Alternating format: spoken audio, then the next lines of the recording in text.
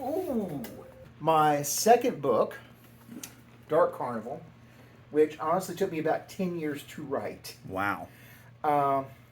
When I started, I was just writing little poem pieces, and I started connecting the poem pieces together, and then started writing text pieces together, and it was like putting a puzzle together where you don't know what the picture is supposed to be and how it's supposed to look when you're finished with it.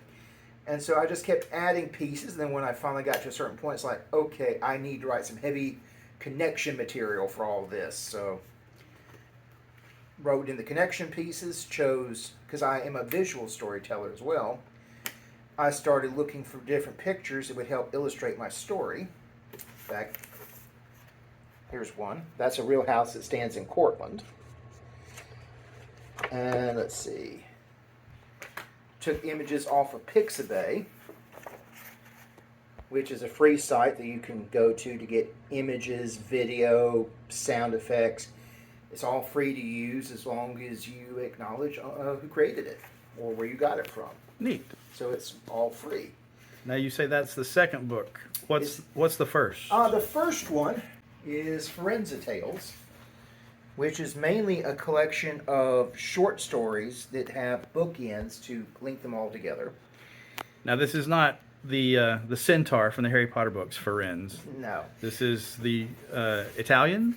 Yes, because I created this thing to sell at the Alabama Renaissance Fair, and technically Florence becomes the city of Firenze. The first chapter is practically an in-joke on the Renaissance Fair. Ah, okay. Where I established, though, that this Firenze is setting, it's like I took Gotham City and dropped it in New Jersey, so Firenze is dropped in southern England in 1450. Now, what's this art? All right. It looks different from the cover of the second book. It does, and this is actually what amounts to the third cover. Okay. Because the first cover was just some of the interior art used on the cover. And then I took an action figure of Becky Lynch and put her in a costume that matched one of the characters in the book. Took the photograph, did some work to it with MS Paint and Photoshop Express. And that became my cover. Well, this is taking that same cover, feeding it into an AI art generator, and there we go. You know how I feel about AI. I do. But I just wanted to see what I could do with it. And all right. And so this looks more in the style of the newest one. Right. So this takes place in the same timeline a few years after this one. All right. And whereas the first one was short pieces with connecting bits, this focuses on just a few characters that appeared in the first one. Any relation to the Harrison Ford movie by the same title? No, it's just the name I came up with. It's a Robert Zemeckis film. I'm trying to think who all's in it. And then this year I went along and created a story to go around those poem pieces. So, at what point will you redo the second book's cover to match these two? What printing of the second book is that? This is, I've always used this cover, this design, because, and I think I'm always going to keep this, since these two are in a way a series. It's best to keep, a similar design for them. Whereas this one, it does use a couple of characters that appear in Firenze. At the same time, it's still its own setting, it's still its own location. So I think I'll always keep this cover.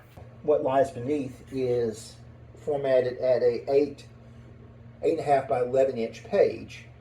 I reformatted Forenza Tales so it's the same size as What Lies Beneath, so the two of them go together. And in another year, what I might do is put them together as one volume, because there's about a 3-year time span between Forenza and What Lies Beneath. So the first book's 14-15, second one's 14-18. So I know the books are available, at the Ren Fair.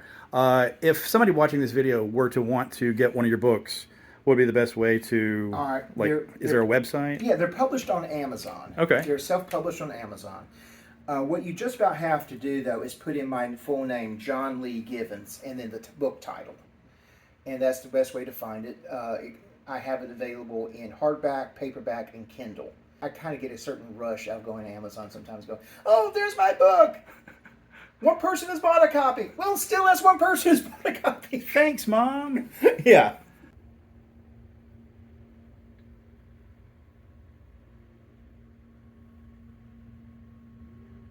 Is the Martian war machine from Pegasus, and the Martian itself also from Pegasus. And these are mostly, if not Aurora kits, based or in the style of the old Aurora kits. Along with figures I inherited from John Davis.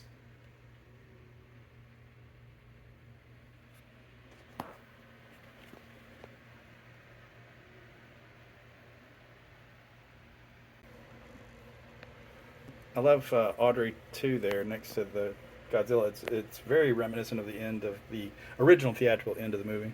Well, I have to admit, the reason I was there is that's the only place I had left to fit it. The fact she looks good there is, kind of an accident. And the two Frankensteins. One is John Davis's, the other is mine. His on the left? Yeah.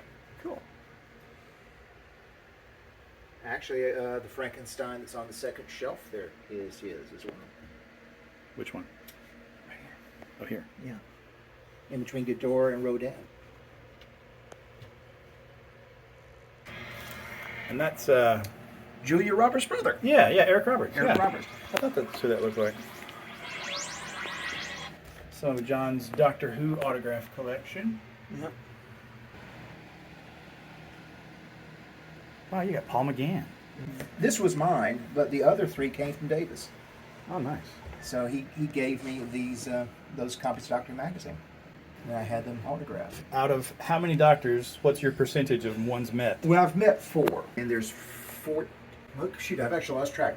There's 14 primaries, and then there's been one called Renegade Doctor, if I've got that name right. Because that's in the most current series where I haven't watched yet. And then the War Doctor, played by John Hurt, who fits in between 8 and 9. And he's not canon, but there are actually 2 other Ninth Doctors that came up in between the end of the classic series and the beginning of the new one. So there was like this special called Curse of Fatal Death that Rowan Atkinson from Blackadder. Love it.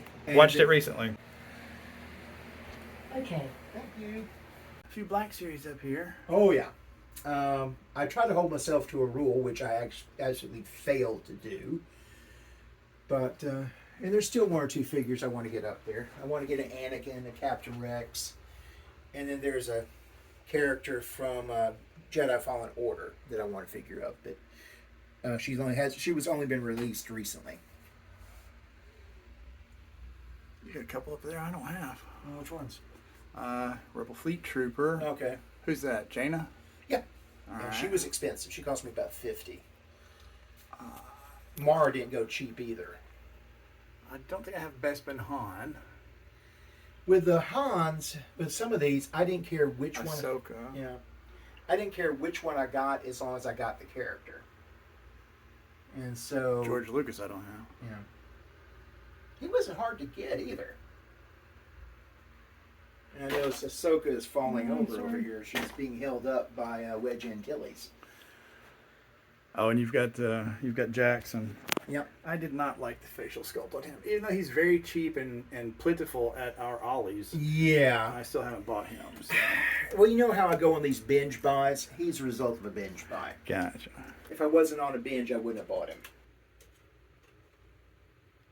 Well, I can't get you to pose up there, can I? Good enough.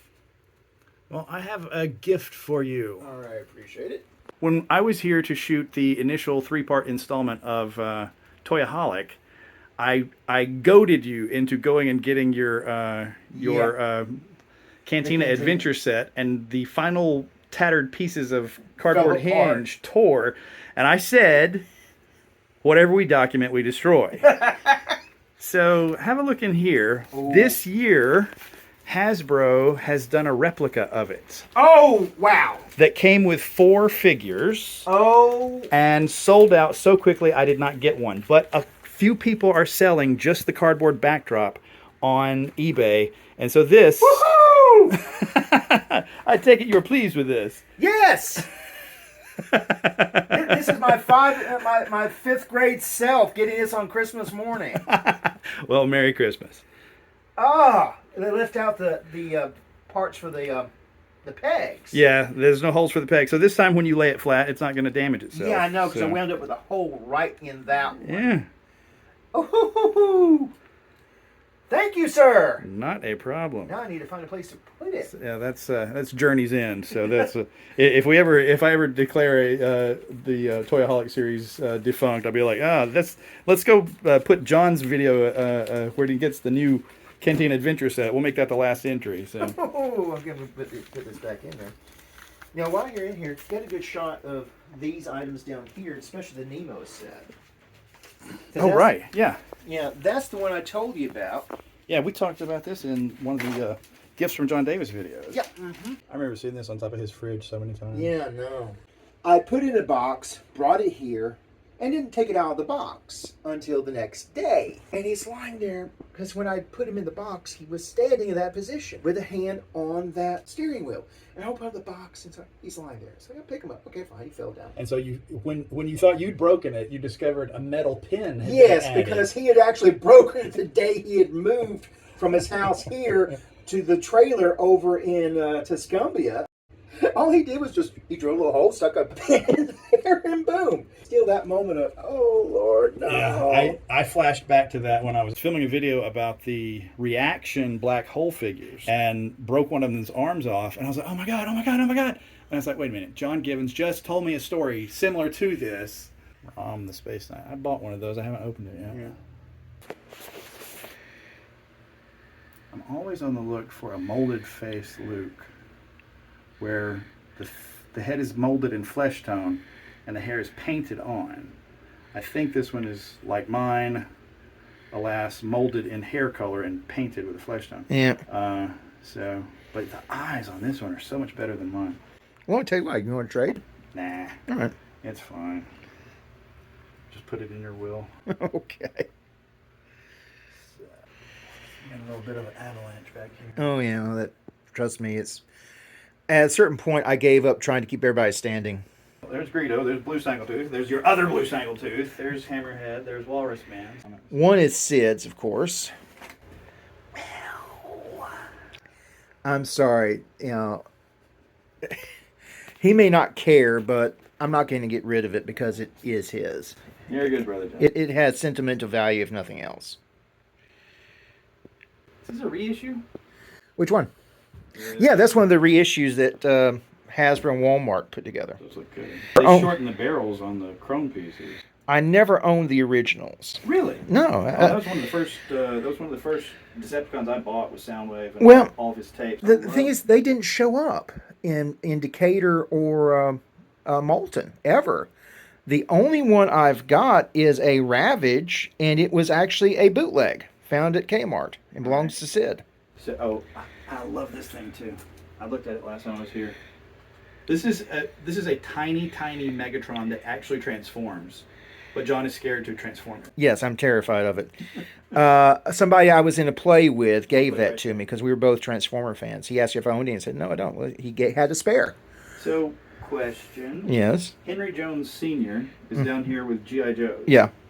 But Henry Jones Jr., well, noticed, is with Sergeant Slaughter. Yeah, but if you look, there's also a Henry Jones Jr. down there, too. Oh, okay. Yeah. As impressive as ever. A dedication to the fact I have no life.